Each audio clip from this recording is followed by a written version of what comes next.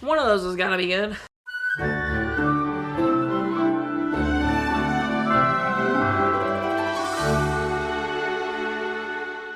Welcome back to Ever Disney Movie Ever. My name is Justin. I'm watching Ever Disney Movie Ever. Today I'm going to talk about Read It and Weep. Read It and Weep is a 2006 Disney Channel original movie about a girl named Jamie Bartlett whose diary accidentally gets published as a novel and her thoughts are exposed to her peers. It is directed by Paul Hoen, cinematography by Gordon Lonsdale, editing by Louis Cioffi, music by Danny Lux, and it's written by Patrick J. Clifton and Beth Rigazio, based off a book by Julia de Villers titled How My Private Personal Journal Became a Bestseller, and I couldn't find a summary for it really, so I can't do a comparison. Film stars Kay Panabaker as Jamie, Danielle Panabaker as Iz, Alexandra Krosney as Harmony, Marquise C. Brown as Lindsay, Jason Dolley as Connor, Tom Virtue as Ralph, Connie Young as Peggy, and Nick Whitaker as Lenny. I don't have a favorite shot. This had some good movement. It had fine cinematography, but it had a lot of out-of-focus shots. Like, I feel like some DComs have one or two out-of-focus shots, nothing horrible. This had so many. And it was kind of distracting. I didn't think much of the score. I couldn't tell you about any of it. I feel like there wasn't much of it. But the song her brother sings at the end, I'll Be Around, was really good. And I really liked it. And I'd like to own it. Her slow progression into her selfishdom is so painful to watch. I think I had seen this movie once at the tail end of my Disney days, and I hated it because it's just all secondhand embarrassment. The symbolism of her putting that purple headband in her hair being the final nail in her isdom coffin, couldn't deal with that. It's painful, so I feel like I guess they did a good job at executing what they were trying to go for. It is a fantastic lesson, such a great message and lesson to teach and for people to learn and hear. But oh my word, it's painful to experience and watch. They do really obvious hints that Connor is the poet and that Marco is actually kind of a turd blossom. But otherwise, this is fine. I don't have a lot of opinions about the writing. I was so uncomfortable. The entire concept of a book, though, written as a journal, in a journal format, was really big at this time. I loved reading these books.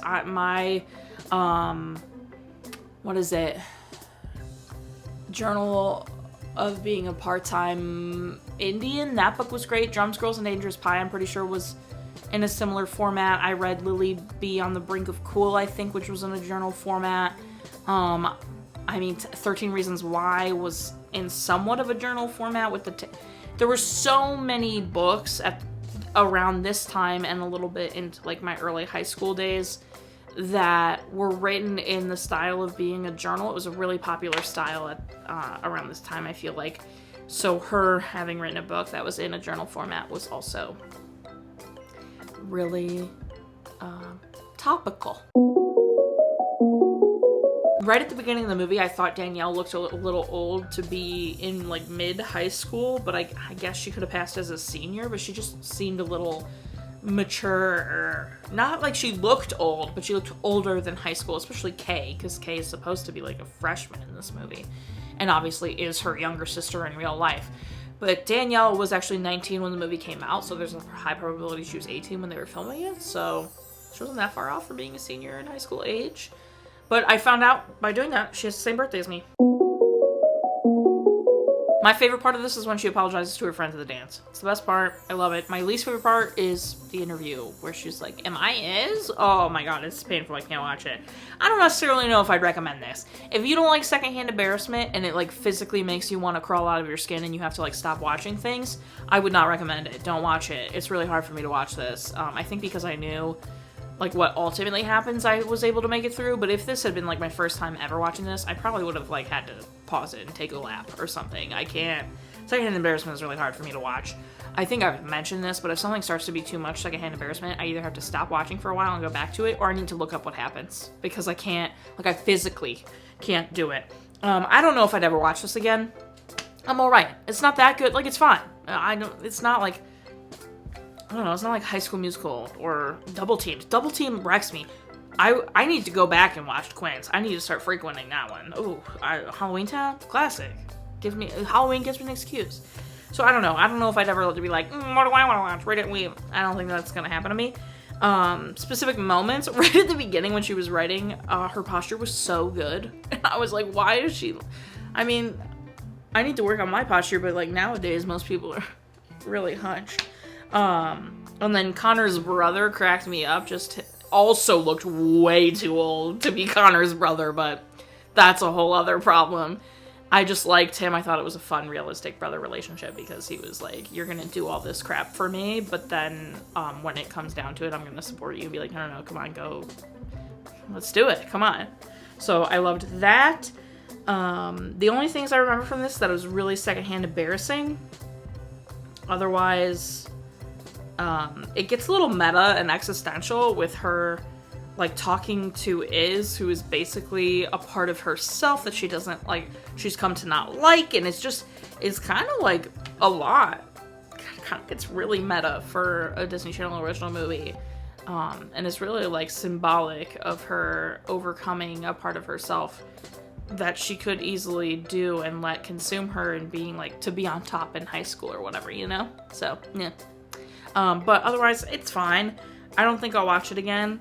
But it's not bad. It's pretty good. That's everything I have for Read It and Weep. My final rating is 5 journals out of 10. Our total movie count is. Parent death toll and cry count are still the same. If you want to keep up with the movie watching one, follow me on Instagram and Twitter. You'll find out what movie I'm watching when. I put up videos every Monday and Friday and sometimes Wednesday. Join Patreon. Okay? Got a tier starting at just $1 where you get every video a week early and a coupon code for merch. Tiers above that, $5. You get daily trivia, access to community chat, patron requests, a whole shebang. Tier above that, bonus content, weekly random videos that run through my mind, monthly postcards, just all the things. Go check it out. Okay? Buy merch. Merch is great. Merch is grand. Old school parent death toll right here. It's fabulous. Until next time, comment, like, subscribe, and I'm not sure if your life you are, so do you, and don't be Sawyer about it, I guess. She's supposed to be like the villain, but like, don't be Jamie when she was like isified. I will